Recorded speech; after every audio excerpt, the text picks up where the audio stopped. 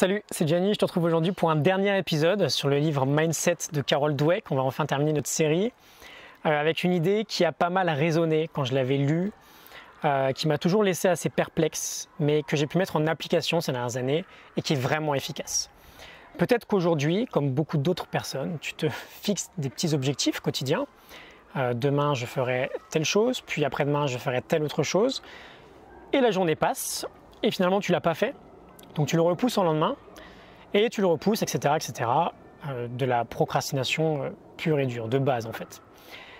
Ça m'est arrivé quasiment toute ma vie, et même encore au début de mon projet, là, j'avais de grosses ambitions le soir, pour la journée d'après.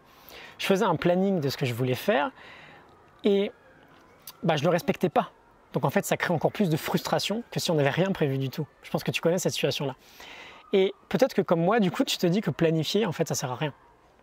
Moi, pendant un temps, j'avais complètement lâché le planning en me disant que c'était inutile, parce que de toute façon, je ne le tenais pas. Et il y a 1 an et demi, 2 ans, quand j'avais vraiment commencé mes recherches et à travailler très dur sur le sujet de la procrastination, j'avais découvert cette notion d'implémentation d'intention. Alors, je développe beaucoup plus ça dans la formation 7 jours pour vaincre la procrastination, mais en 2 mots, c'est l'idée de définir une sorte de programmation dans le cerveau. Si blablabla, alors blablabla.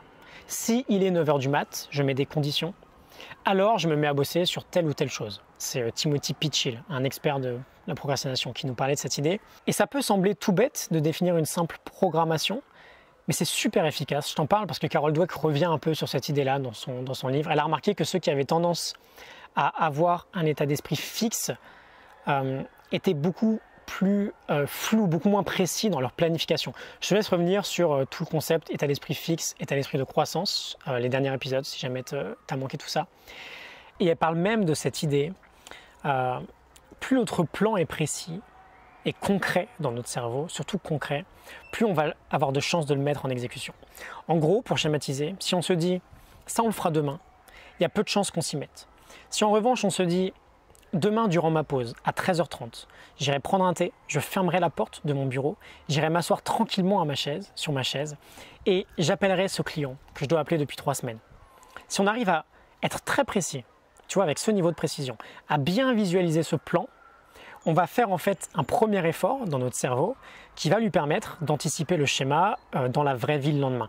Et les études là-dessus sont super fascinantes. On passe beaucoup plus à l'action quand on a un degré de précision bien plus élevé. Et donc on veut pouvoir être capable de rendre notre planification hyper concrète en se posant des questions très simples. Où, quand, comment, avec qui, pourquoi. Plus on a de détails et plus, c'est la leçon du jour en fait, plus on augmente nos chances de passer à l'action. Et voilà, aujourd'hui j'arrive à faire ça plutôt bien le soir quand je prépare ma journée du lendemain et c'est plutôt sympa parce que quand tu refuses complètement de planifier, parce que c'est une option aussi, hein, mais tu passes à côté, tu as beaucoup plus de chances de passer à côté de quelque chose d'important.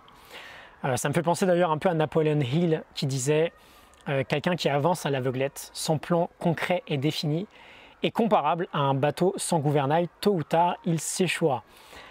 Donc apporte de la précision dans ton plan si tu veux te donner plus de chances dans cette idée de le mettre en application et de passer à l'action. C'est pas grand chose, mais fais-moi confiance, ça peut faire une très grande différence. Je te retrouve demain pour un nouvel épisode. Excellente journée à toi. À demain, salut.